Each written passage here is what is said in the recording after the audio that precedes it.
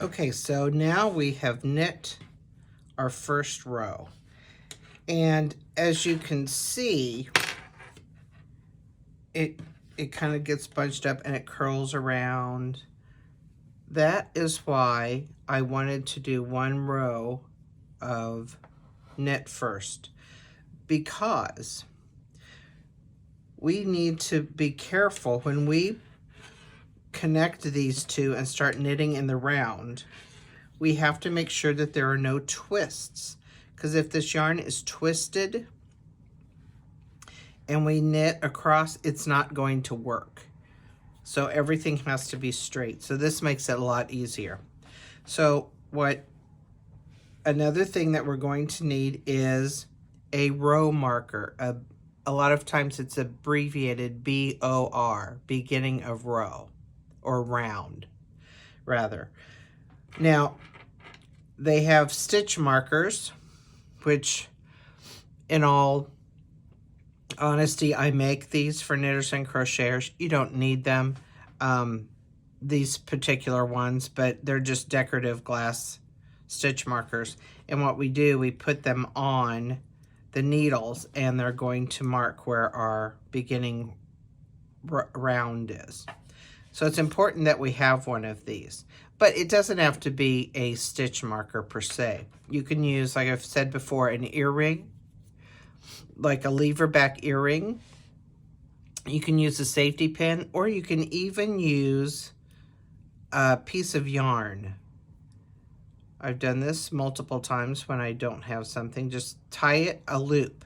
Nothing fancy. You don't have to be small. It can be don't make it huge, but you can use this as long as it's a different color than the yarn you are using. So you'll be able to see when you come to it. I'm going to go ahead and use my stitch marker, and I'm going to find the end where my working yarn is, okay, and I'm going to put that on the right side, and I'm going to flip all of this row that I've done. I'm going to flip it in the middle. And I'm going to make sure there are no twists in it. You want to make sure you keep it, on the needles, but I'm going to make sure that there's no twists. Because if it's twisted like this, we're going to run into trouble. So I want to get all those twists out. Okay. So now that all the twists are out, I'm going to pick up my two needles, and I'm going to put my stitch marker on my right hand needle. I'm going to grab my working yarn,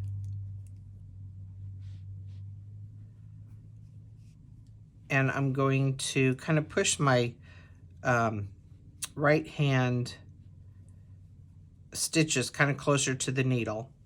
And then same with the left hand stitches. And now I'm going to just go into that first stitch, and I'm going to knit it.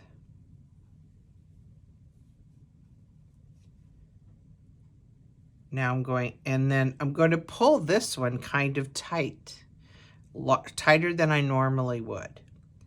And then I'm going to go in the next stitch, and I'm going to knit it, and I'm going to pull it a little tighter. Now by the third stitch, I can just continue on as usual with my knitting. I'm going to knit all the stitches all the way around.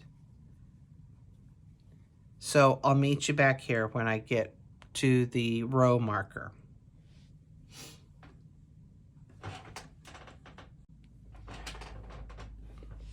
Okay, now we are, as we come to the beginning of the row, I'll do this continental.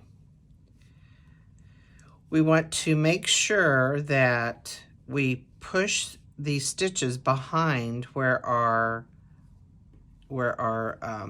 marker is, because there's only one little strand of yarn holding that space together where we did the beginning of the round. Once you do a few rounds, it doesn't matter, but the first one, kind of be aware of that, and you don't want to pull it way apart. So we'll do our last stitch. We're going to slip our stitch marker onto the needle. We don't need to do anything with that. It's not going to be knit in the fabric. It just stays on the needle and it marks where we are in the pattern. Now, on your pattern, your next row says to purl. So as soon as we slide that stitch marker, we are going to start purling. We're going to purl all the way around. And you are going to just continue on. As you can see, now it's all together. Don't worry about this end part right here that doesn't meet quite the same.